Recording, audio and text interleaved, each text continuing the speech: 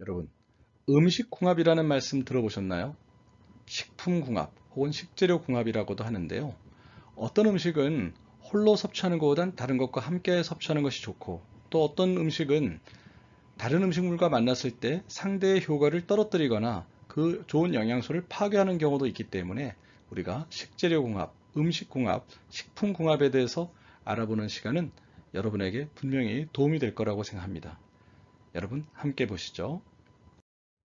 아침 빈속에 우유 한 잔만 드시지 말고 빵이나 시리얼과 함께 드세요.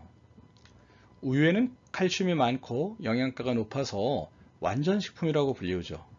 계란도 그렇고요. 시간이 부족한 직장인 그리고 학생들은 아침에 우유 한 잔만 마시고 집을 나서는 경우가 많습니다. 그런데 이렇게 빈속에 공복에 마시는 우유 한 잔만으로는 몸에 해로울 수도 있습니다. 아침 공복에 마시는 우유는 속쓰림을 유발하기 때문인데요. 우유에 함유된 칼슘과 단백질이 위산 분비를 촉진해서 위벽을 자극하고 결국 속쓰림을 생기게 합니다.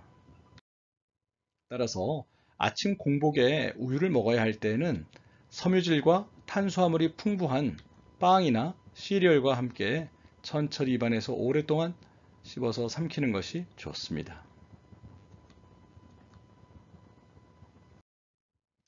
아침 공복에 사과, 블루베리를 먹는 것이 또 참 좋습니다. 보통 아침에 포만감이 높은 바나나를 많이 드시는 분들이 계십니다.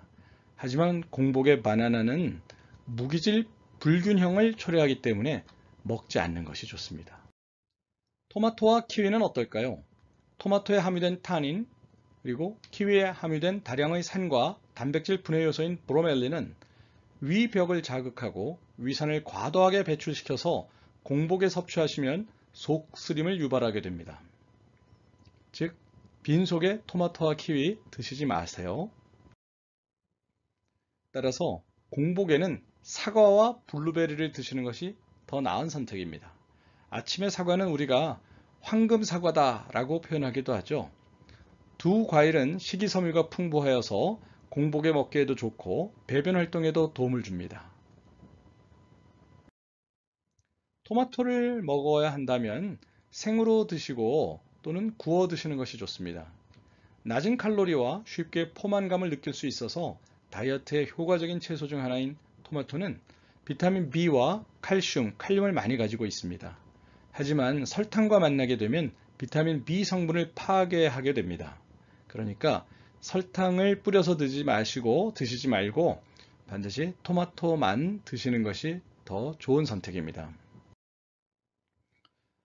따라서 토마토는 생으로 그냥 드시거나 구워 먹으면 좋은데요. 라이코펜 성분 같은 것이 온도를 가열했을 때 좀 더 많이 나오기 때문에 토마토는 구워 드시는 것도 좋다는 것이죠. 안에 있는 모든 영양분을 모두 섭취하시기 위해서는 생으로 설탕 없이 드시거나 구워서 드세요. 김밥을 알아볼까요? 김밥에는 당근이나 오이 중 하나만 넣는 것이 좋습니다.